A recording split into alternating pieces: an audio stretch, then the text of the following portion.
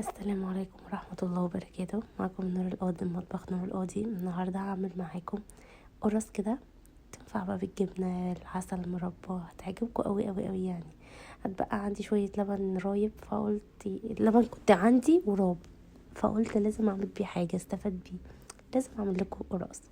جبت دلوقتي مية دافية، شوية مية دافية، وحطيت عليهم كيسين من الخميرة. تمام تمام. هنسيبهم بقى لحد ما يفوروا خالص، يعملوا بقى رغاوي كده او فوم. بعد كده هنزل عليهم بقى بالدقيق. ده 2 كيلو من الدقيق، اي نوع، ممكن دقيق متعدد الاستخدام او ممكن دقيق مخبوزات، براحتكم. هتنخلي الدقيق كويس.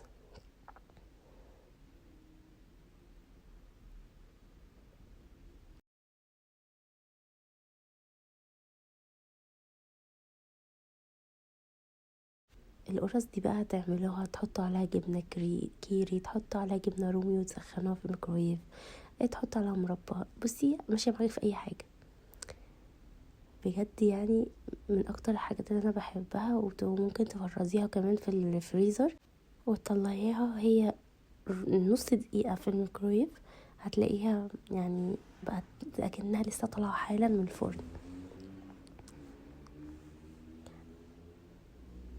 ولو في برضو اطفال هتبقى حلوة قوي، في يعني في ايد الاطفال، انك تديها لهم كده وانتي ضامنة ان هي في البيت ونظيفة، وفيها كمان حاجة. يعني ممكن تحطي فيها لبن رايب، او تحطي فيها قشطة، او تحطي فيها سمنة بلدي. الحاجات دي يعني هتفيد الاطفال جدا. دلوقتي انا خلصت الدقيق كله، هحط بقى. ده عبارة عن شمر وينسون، عملتهم في الكبة، فرمتهم كويس ونخلتهم وخدت البودر بتاعهم. دول شمر وينسون، ممكن ما تحطوهوش، يعني انا بحب ريحة الشمر واليانسون. وده معلقتين كبار من لبن بودر. وهقلب بقى كل الكلام ده في بعض.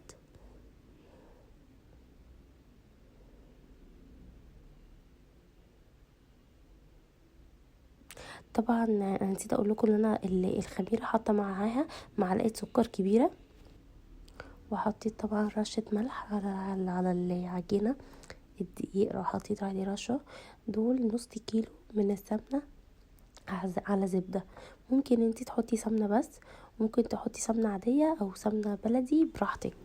اللي عندك امكانياتك اشتغلي بيها، ما توقفيش نفسك يعني. ممكن تحطي سمنه على زيت، براحتك برضو. انا حطيت برضو معلقه كده من الزيت.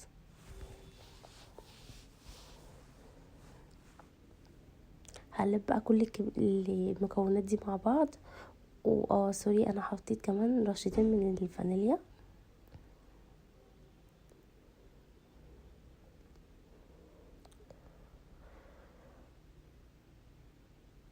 اقلبهم كويس مع بعض. واول ما تلاقي ان دي شرب المكونات دي، تفركيهم بقى كويس بايدك. عايزاه الدقيق يتشرب جدا جدا من السمنه او الزبده، او ايا كان انتي حاطه الماده الدهنيه ايه.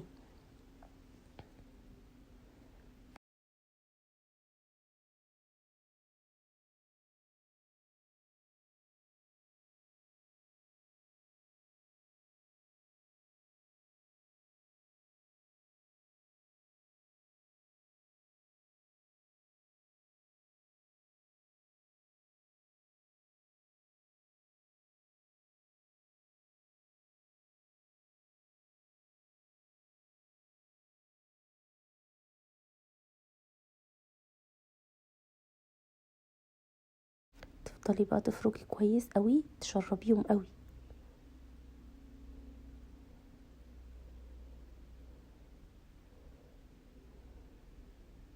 كل الكلام ده قبل بقى ما تحطي اللبن الرايب. احنا لسه لحد دلوقتي ولا حطيت اللبن الرايب ولا القشطه ولا اي حاجه.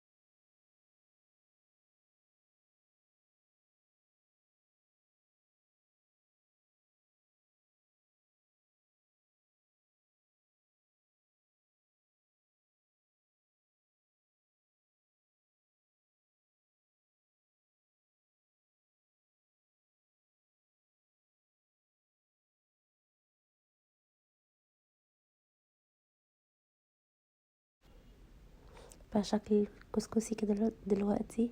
هنحط بقى، ده معناه ان هو شرب على فكرة استمنى جدا، اتغلفت كل حتة فيه. هنحط دلوقتي اللبن الرايب والقشطة.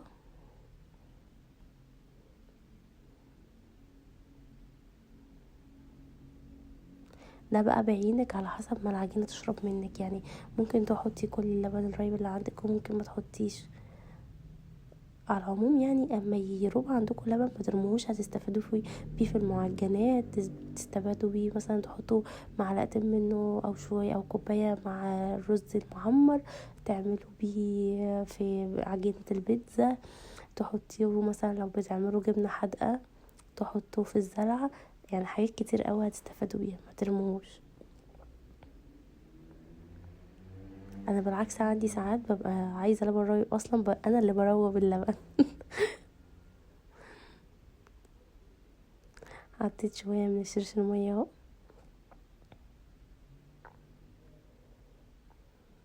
وهنعجن بقى.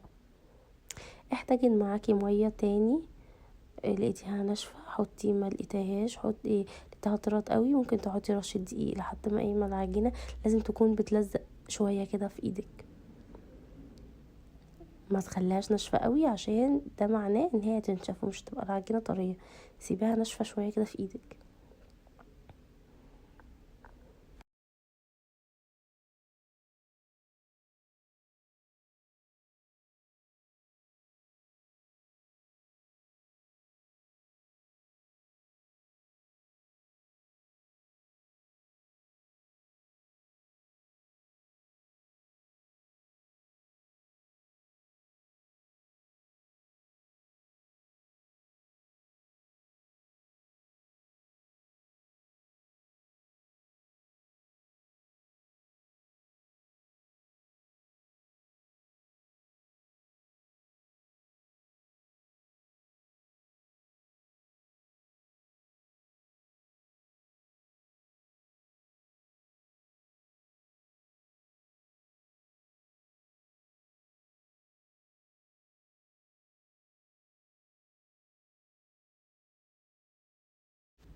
العجينه هيبقى كويسه، احنا مش هنسيبها ترتاح، احنا هنعمل منها بقى الكور صغيرة، ونفرد القرص اللي احنا عاملينها، وبعد كده نسيبها تخمر. هقطع بقى كده كور، ما تخلوهاش الكورة كبيرة لانها هتفرد. احنا بنحب القرصة تبقى كبيرة شوية، لو انتي بتحبي القرصة صغيرة صغري اكتر من كده كمان، يعني خلي الكورة صغيرة اكتر لانها طبعا هتكبر وهتضاعف حجمها جدا. احنا اللي هي اصلا ما بدأتش تخمر اساسا، احنا ما سيبناهاش، فاحنا بنعمل القرصة شوية كبيرة عشان اللي ياخد واحدة ما ياخدش تاني.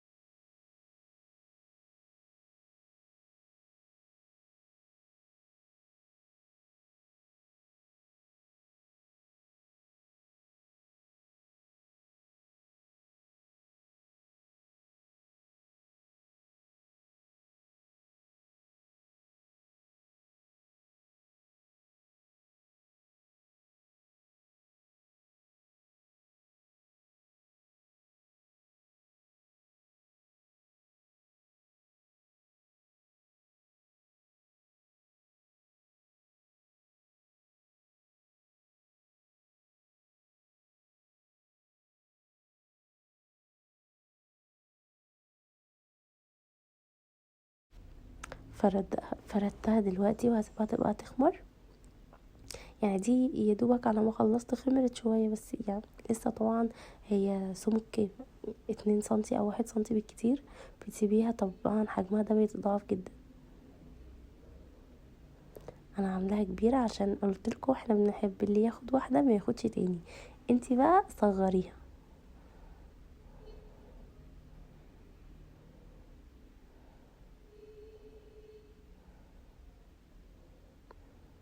شكلها اهو طريه وهشه، واديتها لون ذهبي من تحت.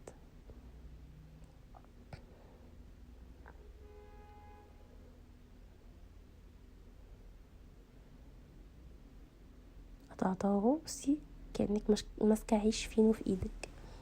طعمها تحفه. جربوها وقولوا لي والله ما هتندموا، بجد تحفه وهتفيدكوا جدا. وممكن تفرزوها في الفريزر، تطلعوها في اي وقت. هتحطها بس 30 دقيقه كده في الميكرويف، تطلع زي اكنها لسه معموله. جربوها وقولوا لي.